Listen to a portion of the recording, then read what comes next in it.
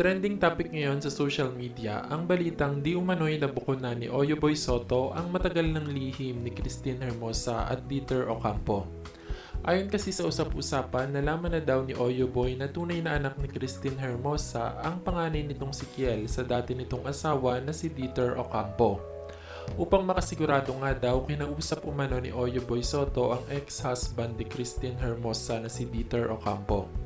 Ayon nga dito, totoong nagkaroon sila ng anak, ngunit ninais daw ni Christine Hermosa na hindi ipaalam sa kasalukuyan nitong asawa dahil baka daw hindi nito matanggap ang una nitong anak. Nilinaw naman ni Dieter na hindi si Kiel ang anak nila dahil kasalukuyang nasa pudar ng dating aktor ang anak nila ni Christine.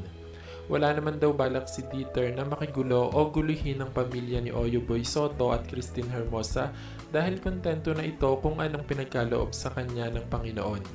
Sa ngayon nga daw ay masaya siya dahil wala na umano siyang dapat pang itago sa lahat.